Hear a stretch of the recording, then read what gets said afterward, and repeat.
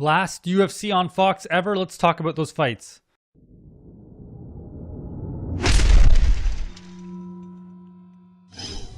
What is going on, everybody? My name is Drew, and this is my YouTube channel where we talk about things that are happening in the world of MMA and combat sports. I think this might possibly be the last UFC on Fox ever. It looks like their deal is potentially running out. You know, we heard that they've signed with ESPN, and it's a little bit up in the air as far as what the future of UFC on Fox looks like. I think I heard somewhere on a channel that this is the last UFC on Fox, and man, they have really put together a pretty good card for this one. You know, Dana White's been talking about how the fact that he had previously brought the UFC to Calgary and then a whole bunch of fights pulled out, and they said, oh, you know, we're going to keep the card, we're not going to pull it, but don't worry, the fights will be amazing. And then apparently the fights sucked. I don't really remember them, probably because they sucked. And so he said that, you know what, he's going to bring a really good card back to Calgary. And I tell you, he really has. You can't fault him for this one. This is an awesome card.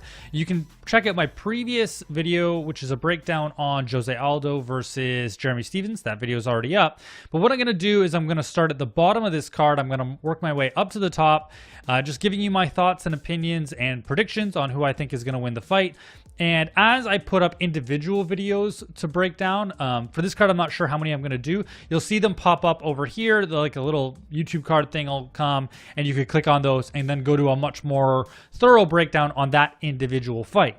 So without further ado, let's just talk about some of these fights. Now, before I even get started on what these fights look like, every time that I do one of these breakdown videos, sure enough, some keyboard warrior guy that's not making his own videos on this stuff comes in to my chat channel spot there, and he goes, bro, you don't even know who fighter X is. Why are you even making videos? Look, there are going to be fighters on the bottom parts of the card that I'm not familiar with. Like, I'm not an expert. This isn't my day job. There are just some fighters that I don't know, and you're gonna have to deal with it. If you don't like that, you are welcome to continue to watch other people's videos if that's what you would like to do.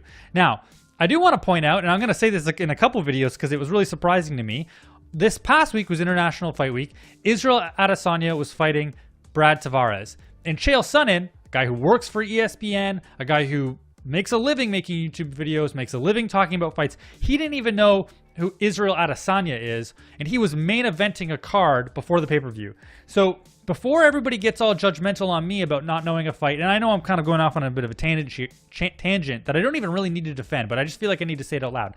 A lot of these fighters, I mean, there's fights every weekend now, and a lot of these fighters are on the undercard of fight nights. And like, listen, I don't always know who they are. If that is a problem for you, then I'm sorry. Maybe this channel is not one that you're going to super enjoy. But for the rest of you that really enjoy these things and leave me positive comments, I thank you for that. Maybe those other guys got me down a little bit, but it is what it is. I mean, it makes me lose sleep, let's say. It doesn't, but let's pretend like it does. Anyway, UFC on Fox. Let's get going on this card. First fight of the night. I don't really know who these people are, but I did look at their records. I did do a little bit of research. You got Devin Powell versus Alvaro Herrera. I'm going to pick Devin Powell in that fight. They're both coming on. I know that they're both have 2 losses in a row, so this is sort of a make it or break it fight for those guys. Then you have Randa Markos versus Nina Ansarof, and this is a really interesting fight. And I know Nina Ansarof mainly because she's Amanda Nunes' wife or girlfriend, or I don't know what the status of the relationship is, but that's how I mainly know Nina Ansarof. I haven't paid a ton of attention to her actual fight career, but I recognize the name. And then you have Randa Markos. This is a really good fight. Randa Markos from Windsor, Ontario. I spent 4 years living in Windsor, Ontario. I went to the University of Windsor, and I did like the smallest amount of training for 1 year at Central Combat Sports in Windsor, which is one of the best gyms in the bloody country, certainly in Ontario, for a lot of reasons that I'd love to talk about another day. But I loved that gym. I kind of miss it. I wish I still lived in Windsor, but I don't. And so I'm just going to pick Randa because this fight is super close. I think she has the skills to win the fight, and she happens to be from Windsor, Ontario, so I'll take her. Then you have Dustin Ortiz versus matheus Nicolau. I'll take matheus in that fight. Moving on to women's featherweight, you have Alexis Davis versus Katlyn Chookagian. And this is when I look at the matchup and I look at the records, this was a tough matchup to pick, but they had a common opponent in Oh, I've forgotten her name now. Common opponent in... She fought Ronda Rousey. Her first fight. Why is her name blanking while I'm on camera? Anyway, I can't remember. The woman who fought in the first one against Ronda Rousey, she lost. They have a common opponent there. But for whatever reason, her name is escaping me at the moment. They have a common opponent. Alexis Davis beat her. Katlyn did not. And I know you can't always go off those things, but Alexis Davis does have pretty high-level jiu-jitsu. Has more experience, I'd say, in high-level fights. I'll go with Alexis in that fight. Then you have John Makdessi versus Ross Pearson. This is on UFC Fight Pass. This is such a good... This is the reason to get Fight Pass. These kinds of fights are the reason to get Fight Pass. John Makdessi versus Ross Pearson is one of the best fights I can think of. Now, both of them haven't been doing super well. Ross Pearson had a string there of 4 losses in a row. He's coming off a win. John Makdessi, not doing so great himself. This fight is a bit of a banger. And it's a fight you don't want to miss. And it's a really hard one for me to pick because my heart is with John Makdessi on this one. I really would like to see John continue to win. But I'm not sure that it's going to be his night. So I have to take Ross Pearson in this fight. This one could go either way, but I'm going to take Ross Pearson in this fight. Moving on to the prelims that are on Fox Sports 1. I can't even begin to pronounce this guy's name. Gadzhimurad Antigulov versus Ian. There's an accent on that one. Versus anyway, lightweight fight. Both these guys have about one fight in the UFC. Both on fight cards or on fight nights, not on pay-per-views. Again, those are the kinds of fights that if I watch, sometimes I'll just not watch. But if I do watch them, it's got to be pretty memorable for those people to stand out for me. And these ones don't. So I'll just looking at the records, I'll take Gadzhimurad. I hope I'm pronouncing that right. I'm sure I'm not. Moving on to featherweight, you have Hakeem versus Austin Arnett. I'll take Hakeem in that fight. At lightweight, you have a fight between Raging Cajun Johnson versus Islam Makhachev. Cajun Johnson is a veteran in the sport. He's been fighting for a very long time. A lot of fights. Has some pretty good success in the UFC, but in this fight, unfortunately, I need to take Makhachev on that one. I think that he is got more momentum behind him, has a lot of wins by submission, and I just think he's going to win the fight. There's nothing much more I can say about that. On to Jordan Mein versus Alex Morono. Unfortunately, I have to take Alex in this fight. Again, he's coming off more wins. Jordan Mein, I think, unfortunately, has been a little bit hit or miss. Like, you see really good performance. He's kind of like, if you watch my video on Anthony Pettis versus Michael Chiesa, he's kind of like that. He has the skills to win this fight, and, has the experience to win this fight.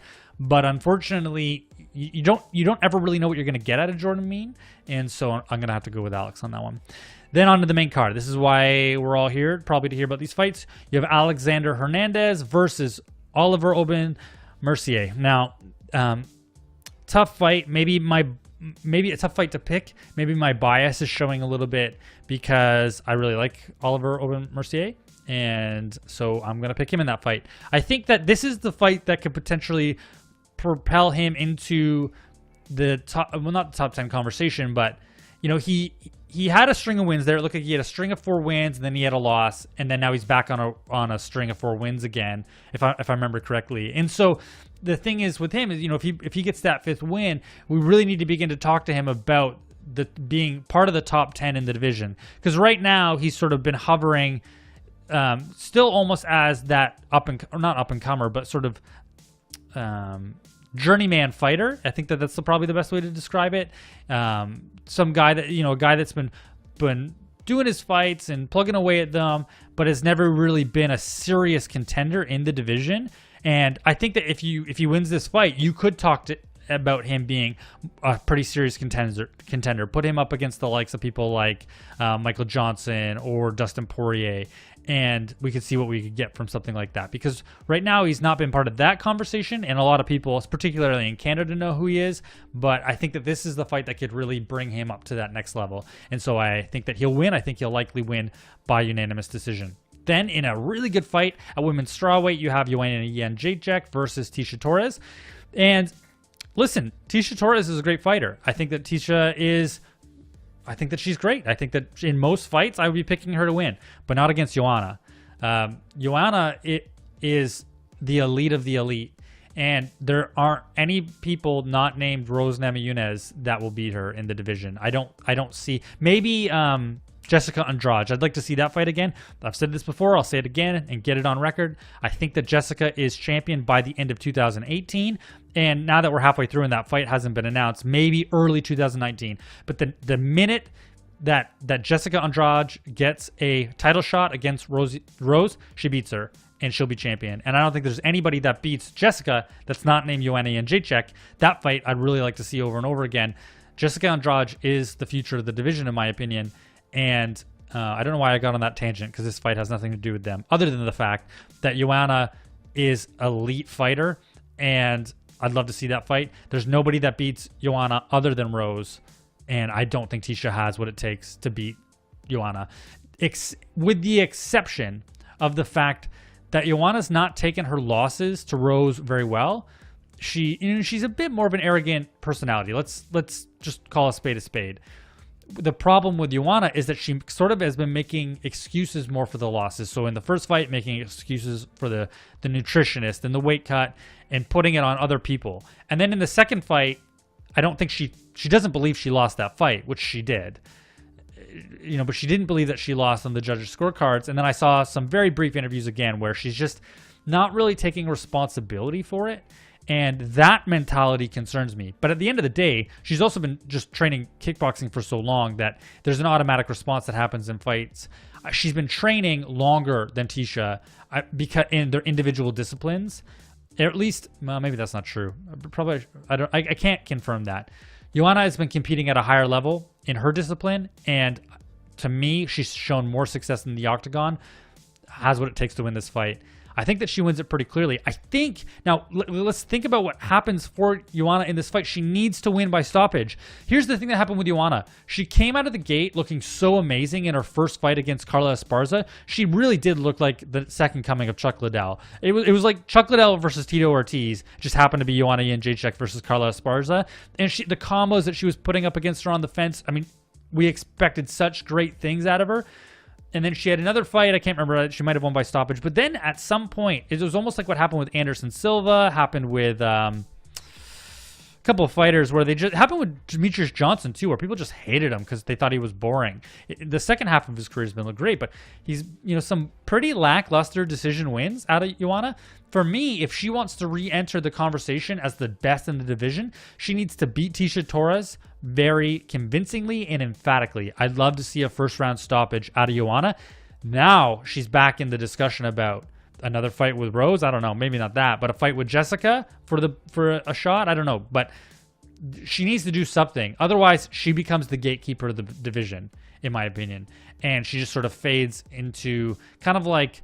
There's a number of fighters after they get the belt, they lose it, and they never really re-enter the conversation again. That's what's going to happen to Joanna if she doesn't just like win this fight convincingly. So, hope I like Joanna for the most part. I like to watch her fight. I didn't personally find her style that boring, but I know people did. I'm hoping she wins this fight convincingly so that we can get on to other fights for her. This is a good comeback fight for her, I think, against Tecia. It's a big enough name, yet she has the ability to win this fight very easily. Probably in the similar way that she beat Jessica Penne. I think it looks very similar to that. Then you have Jose Aldo versus Jeremy Stephens. I made a video on this already. You can check that over here. It's already online. And in that one, just to save you the time and energy, potentially, I picked Jose Aldo. Jose is not as over the hill as everybody thinks that he is. Jose Aldo is an elite fighter. He's only 32 years old. Yes, he's been in some wars, but Max Holloway is a really bad matchup for him. Conor McGregor, I don't want to call it a fluke, because it certainly wasn't a fluke, but I mean, it was a one-punch KO. Jose Aldo is the elite of the division. Look at what he did to Frankie Edgar, who's top tier. Jose Aldo is as good as we all thought he was, and yes, maybe it's lost a little bit of its shine because Max Holloway is so great, especially great at baiting people into a brawl, and Jose kind of does have a known cardio issue. Jose Aldo wins this fight. Now, Jeremy Stephens has looked really good in his last number of fights. Like, he's always been a sort of not 50-50 fighter, but an in-between kind of win one, lose one kind of fighter. But look at his performance against Gilbert Melendez. I mean, to me, I never would have expected Jeremy Stephens to win against Gilbert Melendez. I didn't necessarily pick him to beat Hong Choi because, well, he was coming off of some really good performances. He stopped him, which is incredible after that fight with Cub Swanson. Who would have thought that he would have stopped him? Jeremy Stephens has looked pretty good, and he's 33 years old, but I don't think he has that Jose Aldo level of kickboxing.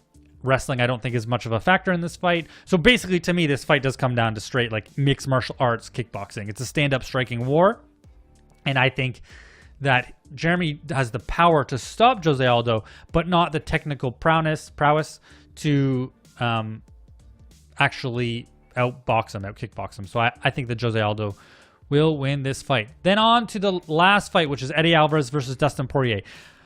I remembered this fight going differently than it actually did. And so before making this video about a night ago, I had to rewatch the fight between Eddie Alvarez and Dustin Poirier, because in my mind, I remember Eddie Alvarez like dominating that fight until he got clipped a couple times, but I remember him winning for the most part until the stoppage.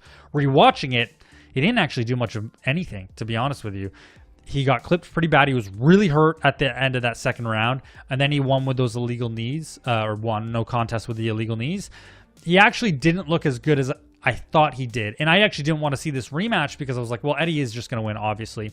It's not so obvious. Now, I do still think that Eddie Alvarez will win this fight, but it's not as obvious as I thought it was. For me, and we saw this in the Francis Ngannou fight. Remember, a week ago, Francis Ngannou versus Derek Lewis. Terrible, terrible, terrible fight. Francis has come out on social media and said, you know what? The loss to Stipe, I carried that fear over to my next performance. For me, Eddie Alvarez got flat out embarrassed against Conor McGregor in their lightweight title fight. He said all these things. He fought with emotion. He got demolished against Conor McGregor, and he was embarrassed. And I think he carried some of that into his fight, that rebound fight against Dustin Poirier. Dustin's no slouch, but Eddie, I think, was a little bit afraid and just not in his flow state. Now, you fast forward to him against Justin Gaethje. Looks like he can take anybody's shot. Eddie Alvarez is maybe the most exciting fighter ever. He had a couple fights there where they weren't super exciting, so a lot of people kind of forgot. But you look at his fights against Michael Chandler, amazing. You look at his fight against Justin Gaethje, just absolutely phenomenal. He's kind of the version of what we think Justin Gaethje is as far as that brawler, caution to the wind. Like, not that Justin Gaethje isn't that, but Eddie Alvarez is also that, with the ability to fully finish taking that damage and continue to press on and press forward. It's bite down on the mouthpiece. It's absolutely incredible. So while Dustin had him stunned early, I think that Eddie does what it takes to push through in the second fight and win. And I think with some of that confidence back that he got in the Justin Gaethje fight, he'll be able to do that to just not be so afraid in the Dustin Poirier fight. And I think he wins by, I don't know, unanimous decision. But that being said, Dustin Poirier looked really great in his last fight. I love watching Dustin Poirier fight. I wouldn't necessarily call myself a fan. I was a fan after watching Fightville on Netflix. I didn't know who he was prior to that. He had only just started in UFC. And then I remember watching Fightville and remember kind of for a little while there really liking Dustin Poirier. And I still kind of like him. I mean, I don't dislike him, but I don't think he has what it takes to beat Eddie Alvarez. I'm not sure. I'm not sure that he's at that level yet. Could be wrong. He definitely was at that level in the first fight, and I think without the illegal knees, he probably does beat Eddie in that fight if it had gone the distance. But I think Eddie, a couple years removed from the Conor McGregor stuff, I think he wins that fight. So take it for what it's worth. That fight could go either way. Absolutely. So that's everything I have to say about UFC on Fox. I don't necessarily hope it's their last UFC on Fox card. I'm excited to see what happens on ESPN. But this is a great way to go out if that's what they're going to do. Stacked card, free card, a week before UFC 226. Who could complain? It's fantastic. I love it. Keep an eye out for my videos. I might make an individual video on Eddie Alvarez versus Dustin Poirier. If so, it'll be the link to that will be in the description here. You can see that. And I will definitely be making a number of videos on UFC 227. I think I said 226 a minute ago. I get my numbers confused. 227 coming up. I'm going to make a number of videos on that. And then I'm also going to try out some new stuff on this channel. Rewatching some old fights and just some things to get more content out there. That is just me sort of giving my opinion a little bit as opposed to trying to make an analyst pick, because as much as I enjoy that a little bit, I'm not some technical expert black belt that knows all the ins and outs of fighting. It's just me giving my opinion. I have a camera, I turn it on, I give my opinion, and we go from there. So it is what it is. I hope some people like it, and I'm going to try out some new things on this channel. So if you like that, keep an eye out for it. Hopefully some more uploads coming up, and definitely some uploads coming up on UFC 227. I can't wait for that event. That main event is fantastic. And so we'll go from there. Keep an eye out for those videos, and we'll see you in the next video. Thank you so much for watching. I always appreciate it. Fight the good fight, and we'll see you later this week, I guess. Bye. Hey, thank you so much for watching this video. I really appreciate you taking some time out of your day to watch this content. I'm just a fan with an opinion and a camera, but I love the sport of MMA. So if you want to see some more videos, you can take a look here on the right of this screen. And other than that, I will catch you in the next video.